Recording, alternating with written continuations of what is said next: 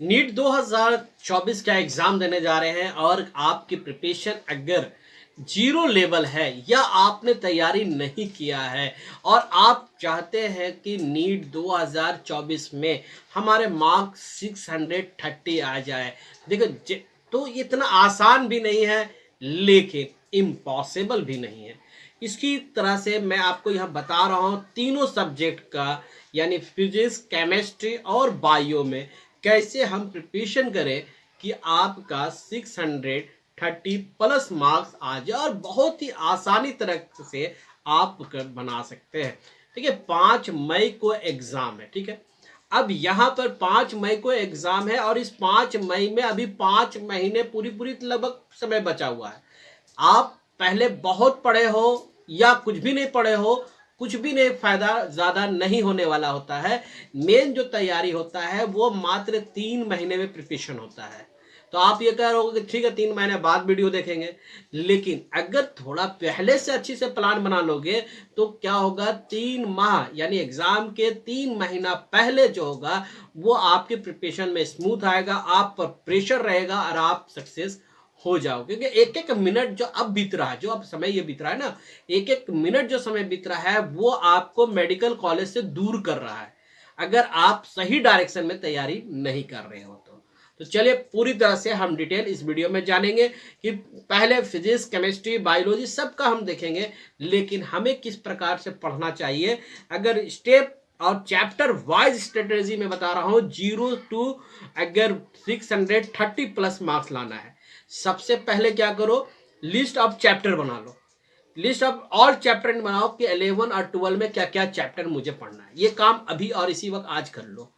पहला चैप्टर 11 और 12 दोनों क्लास का आप बना लो।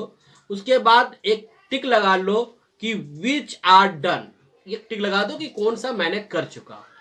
दूसरा टिक आउट कर लो नॉट डन इट, जिसको मैंने अभी तक कंप्लीट नहीं किया है। तीसरा complete the till the January. ये 3 पार्ट को पहले बांट दो। कोई कितना बड़ा वर्क हो, कितना बड़ा काम हो, अगर छोटे छोटे टुकड़े में अगर बांट दोगे तो वो काम आसान हो जाता है। तो सबसे पहले हमने क्या किया, मैंने कौन सा चैप्टर क्लियर कर दिया, कौन सा चैप्टर बाकी है, और तीसरा क्या है, जनवरी तक हमें टारगेट रखो कि कंप्लीट कर ले, क्योंकि आगे भी बहुत सा काम है जनवरी के बाद। इसके बाद आप कीजिए, अभी टाइम लीजिए, टेक टाइम लीजिए, मगर इतनी हड़बड़ी भी मत कीजिए कि बेसिक कॉन्सेप्ट ही आप छोड़ दो। ठीक है ना, ये बात का ध्यान रखोगे। दूसरी बात क्या काम करना है कि अभी आप देखो, अगर हम 630 प्लस मार्क्स कैसे आएंगे वो ऑन द स्क्रीन भी आप देख लो। बायोलॉजी में 340, मैंने बहुत स्ट्रेटेजी वीडियो इसके पहले मैं दिखा चुका हूँ कि किस प्रकार से आप 360 मार्क्स ला सकते हैं अगर उस तरह से आप रेगुलर करते रहे। कंटिन्यूटी बहुत जरूरी है। फिजिक्स में 135 प्लस लाते हो तो सेफ जोन में एकदम रिलैक्स हो जाओगे, और केमिस्ट्री में 160 प्लस लाते हो तब भी आप सेफ जोन में। अगर टोटल मार्क्स को अगर देखें तो 630 मार्क्स आ जाता है। मैंने ये कहा कि पहले लिस्ट बना लो। ये सब चीजें बात को समझ में आ गया।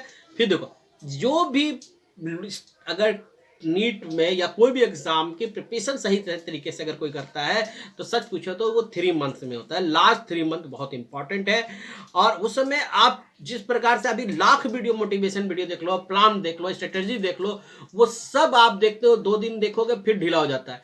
लेकिन जब एग्जाम के 3 मंथ बिफोर जो है ऑटोमेटिक जो है आपके पर प्रेशर शुरू हो जाता है, और आप अपने आप नहीं भी चाहकर आप पढ़ने लगते हो। उसे अभी क्या है, पढ़ना चाहते हो लेकिन पढ़ नहीं पा रहे हो, लेकिन उस समय नहीं भी पढ़ना चाहोगे तब भी आप पढ़ लोगे। बहुत फर्क आ जाता है ये लास्ट मंथ में, 3 मंथ बिफोर एग्जामिनेशन।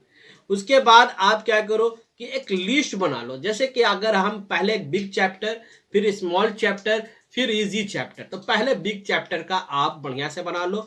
जैसे बिग चैप्टर में आप लिस्ट देख सकते हैं, कैनामैटिक्स है, रोटेशनल है, फ्लूइड मैकेनिज्म्स है, थर्मल वेव है, करंट इलेक्ट्रिसिटी, सेमीकंडक्टर, ऑप्टिक्स। ये जो चैप्टर मैंने बताया 9 चैप्टर, ये चैप्टर को पहले थोड़ा सा हार्ड होता है, इसको पहले अच्छी तरह से, अब बड़ा चैप्टर है और मार्क्स भी देने वाला चैप्टर यही है।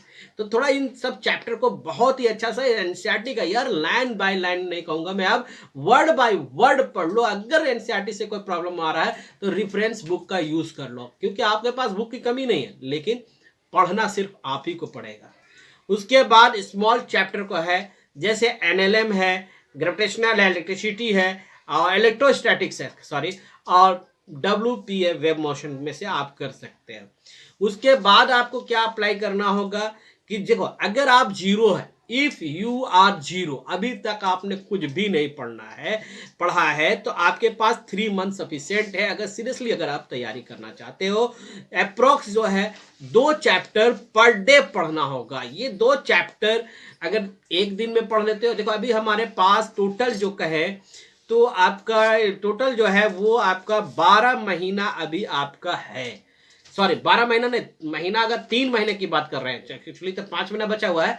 अगर हम 3 महीना एग्जाम से 3 महीना पहले बात करें तो 12 वीक आता है, और इस 12 वीक को अगर स्मार्ट तरीके से अगर आप डिवाइड कर दिए तो आपका सिलेक्शन से कोई रोक नहीं सकेगा। तो सबसे पहले आपको क्या करना है कि 2 चैप्टर आपको हर वीक खत्म करना है हर हाल में। अगर 12 करेंगे तो 12 दूनी 24 चैप्टर कंप्लीट हो जाएगा, और उस पर भी क्या है, इसमें स्मॉल चैप्टर उसमें ऐड कर लो, ठीक है ना।